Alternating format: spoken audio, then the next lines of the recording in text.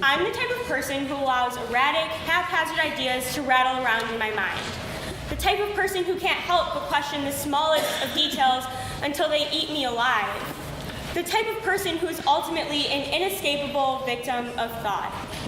Sometimes it's as if my mind is looking forward 1,000 miles while I forget that there's a world right in front of me. Nonetheless, to simply absorb that same world is overwhelming as it is broken down in my mind, longing to be digested. To comprehend such a world where there are so many unknowns, I tend to linger on passing statements word for word in order to find meaning. My math teacher says it's weird that as we look forward to long weekends and breaks in the school year, we are basically wishing our lives away. The fact is, she is painfully correct. I look at myself and I see the reoccurring want for another day of freedom, a freedom also known as Saturday and Sunday. I crave moments to catch a breath in the tireless schedules that are a summation of our everyday lives. Just the one more second to debate the life-threatening choice between a cup or a cone with my Friday night Oberweis. Or the one more minute to contemplate the many very possible medical concerns that could be associated with reading Charles Dickens. These are the moments that are often wasted, wanting to be reclaimed. And so to my math teacher, I push myself to cherish those seconds and minutes because as time passes us, I'm reminded that it can never be wasted or tossed aside as it demands to be valued. My English teacher says, inhabit the open door of opportunities before you. Let's admit it.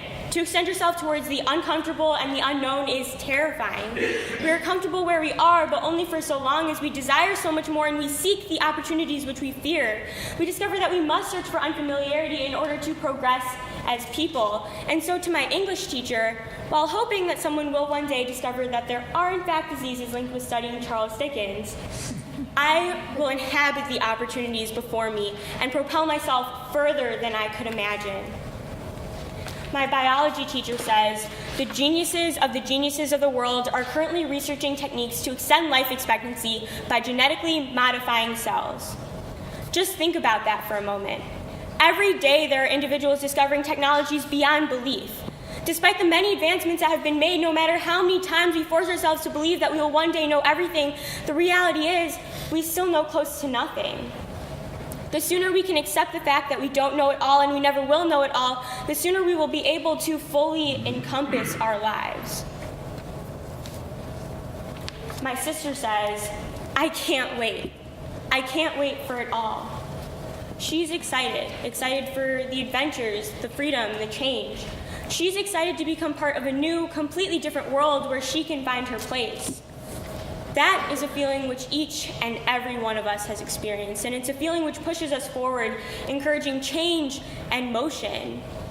And so to my sister, my incredible, kind-hearted sister, you have a brilliant future ahead of you, but I remind you that time moves fast enough without speeding it up even more, and I plead you won't leave me too quickly no matter how excited you may be. My band teacher says, I'm grateful to have been born in a time before you, a time where smartphones didn't exist. Allow music to freeze time, slow down, and leave you at a standstill. We are directed towards religion, towards science, towards art, and towards love as we discover our safe havens in search of comfort. While that comfort may be temporary, it's a comfort which may bring us some sanity, a comfort which allows us to cope with the unfathomable idea that we are one of billions on this earth, a comfort which we can turn to when we are trapped in insecurity and confusion while time continues to move ahead, leaving us behind. And so to my band teacher, thank you for showing me my safe haven. I will forever allow music to freeze the time which we often find difficult to keep. My mom says, live with as much love and happiness as you can in the time that you are given. I didn't quite understand what she meant until I stumbled upon apolostic, a word meaning to be wholly devoted to the seeking of enjoyment, not to be confused with applause, approval, or praise expressed by clapping. Not only do we chase some form of eternal bliss, but we expect to be congratulated and satisfied when we reach that point.